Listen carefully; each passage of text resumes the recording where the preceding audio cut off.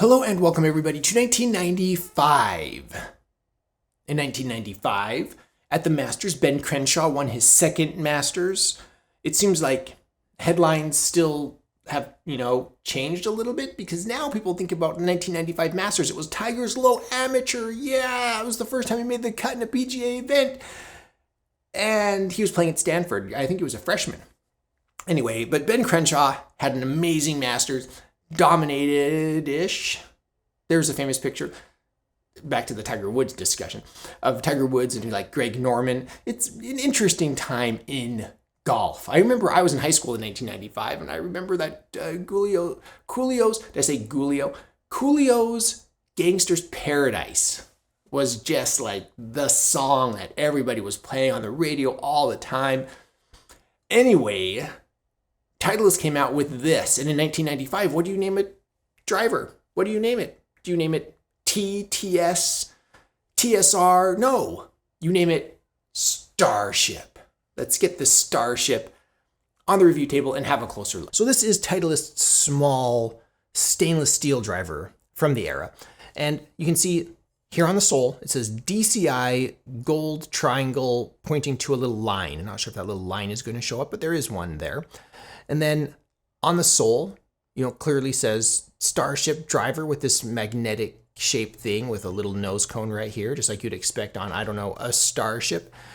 And then Titleist in signature down here by the heel. And there's this fun little stainless exposed steel lip right here, the leading edge of the sole. I also like these little streaks right here, kind of like a sports car style aerodynamics here on the heel side. The tiniest little, let's actually spin around here. You can see here, even on the face, you can see that stainless steel portion. Other than that, painted. This is the part that cracks me up. When you look at it, it's like, which way is that pointing?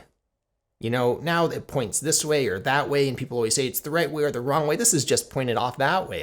It's so unique. Titleist has been doing that for a long time, apparently. We're going to spin around the skirt here real quick. You can see here's that little dimple on the toe side. And then, just a really interesting little design here from Titleist. The shortest little hosel on the planet, and then with this little itty-bitty black ferrule. Obviously, it seems like, a nod to Callaway styling. And then here on the shaft, it says Starship. For you guys, it will be this way, ST. Let's see if we turn this way, then it will say Starship. Pretty interesting. Don't do stuff like that today anymore. Down here you can see the Titleist Stiff Flex Tri-Spec shaft. This is what looks like the original Titleist Tour Wrap style grip. Let's see if it gives us any information here on the heel. Golf Pride made in the USA. Titleist signature right here. Golf Pride made in the USA. Kind of hard to pick up on camera. So we have this interesting brownish, goldish, grayish, arrow pointed in the wrong direction, tiny little stainless steel driver. Let's get this out on the range and see what kind of damage we can do. Titleist Starship. Look, it says it right here. Starship. On the shaft it says it, and on the head. It's wonderful. This is back when Titleist would actually name their clubs. I have one painted tee. The rest of them are just natural wood. I'm just going to use this one because why not? Why would you not? Use the one that stands out a little bit. So immediately, first thing I do, I look at it's stainless steel, it's a small head. Okay, so yeah, all right. But Titleist always does this. They point their alignment marker in a funny way. So the arrow's pointing that way with a line through it. So is the line the center line, or is the triangle the center line, or is it in between? Who knows? Either way, not that I'm that precise. I'm hitting into the wind as usual, a little off my left, I think. That's what it looks like. That's what the flags look like. Let's see what happens.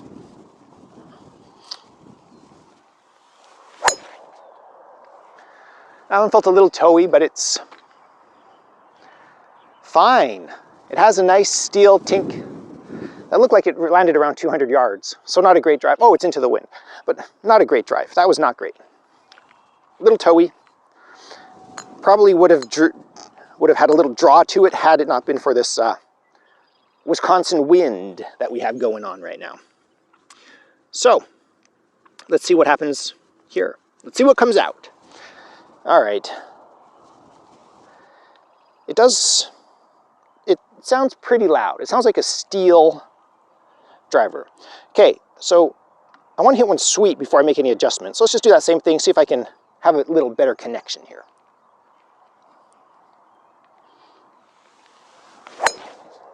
That felt better.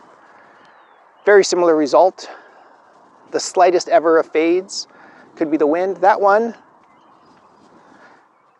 looked short of the 200. Sure, I'm sure I'm doing something wrong. It's obviously me. But one thing I am not doing is I'm not hitting this as hard as I can because of its size. I feel like, so for me, one of the things like, people say 3 wood for safety.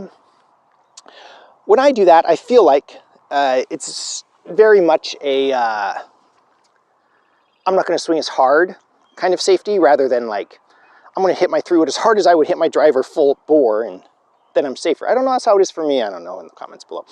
So funny alignment line, steel. It almost has this golden like metal flake look to it. So overall, it looks pretty good. There was a line drive bullet for you. And that was right around the 200 yard mark as well. So, a message direct to Elon Musk. That's how you handle a stainless steel Starship without blowing it up. Boom! So you could use the Starship if you feel like you could rock this.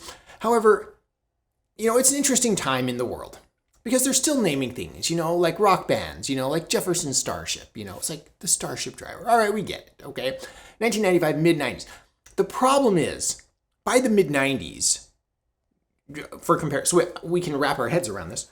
In 1991, Callaway came out with the Big Bertha, okay, which seems to have a deeper face and a wider sole. And what happened 4 years later? Titleist came out with this. That they're just late to the party, you know. But there's more to the story in hindsight. All right. Now Titleist make some of my favorite drivers on the planet.